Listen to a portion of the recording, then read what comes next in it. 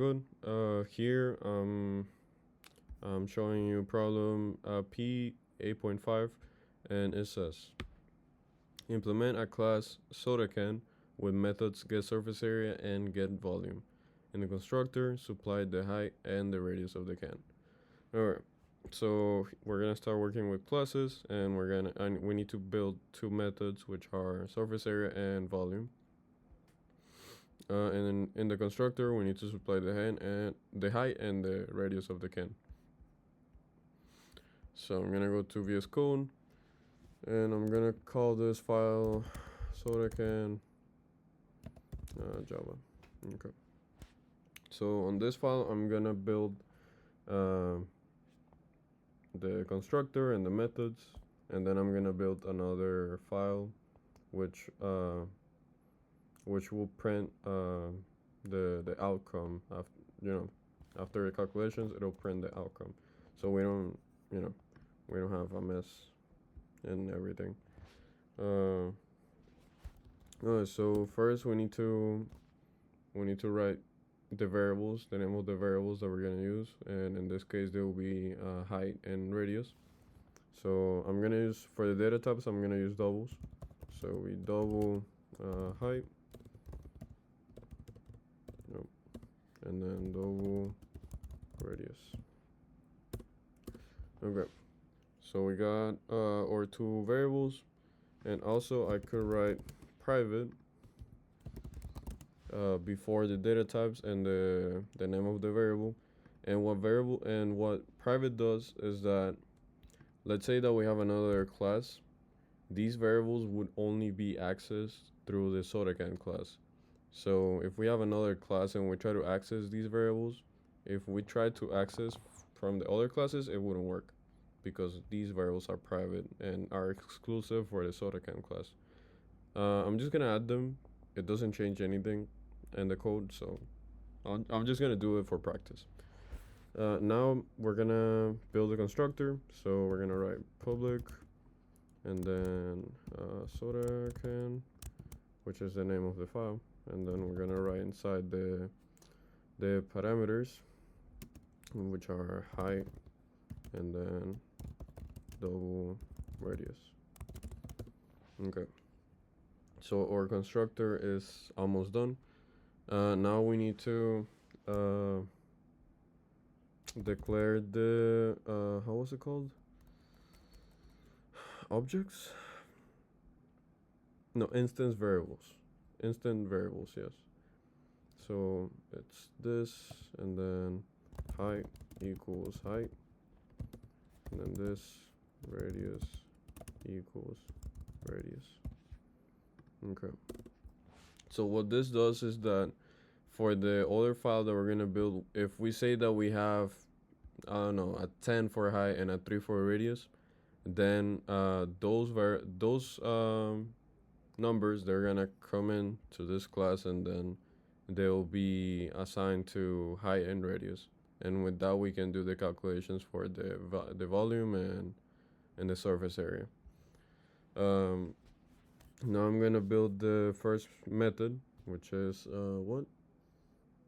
get surface area. Okay, so I'm gonna build public double, because it's taking variables that are doubles. So public double get surface area. Okay, get surface area. We're gonna say return.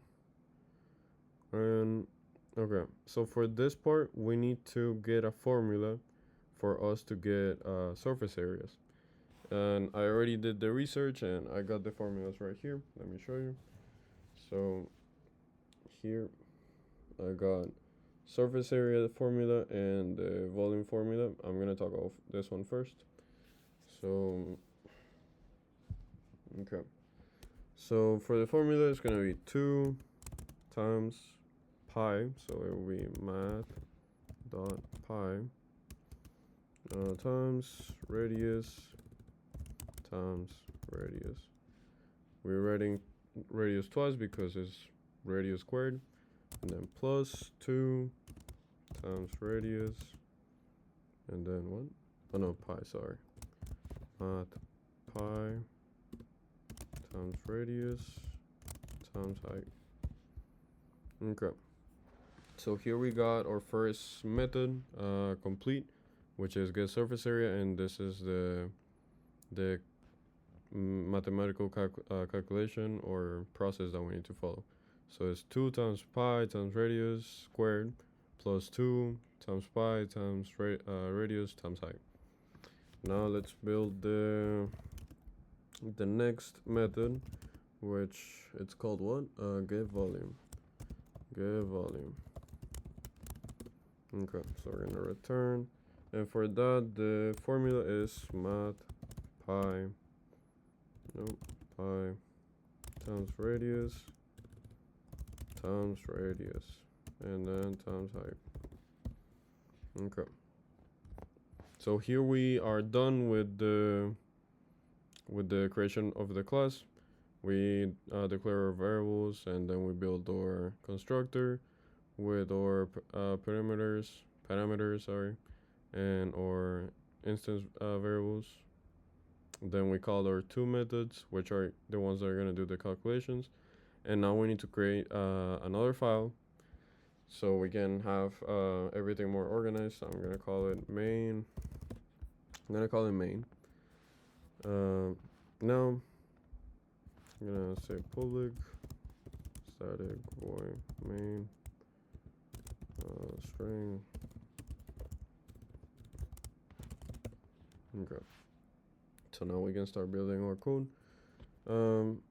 We need to call we need to make this file to work in this other file, in the main file. So for that we need to go soda can, and then we're gonna make a variable. Let's just call it can, and then we write new soda can, and then here we need to put the values that we want to use. So height and radius. Let's just say 12, and let's just say 3. Let's make it simple. Now we need to print the result. We need to see what is the outcome for the surface area and also the volume if we use these values. So I'm gonna do this right.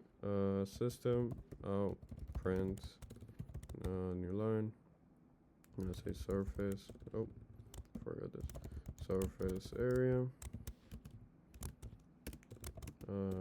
Here. Then we write can and then surface area. Okay, so let me finish writing the whole code and then I'll explain why, because it takes a little. Print volume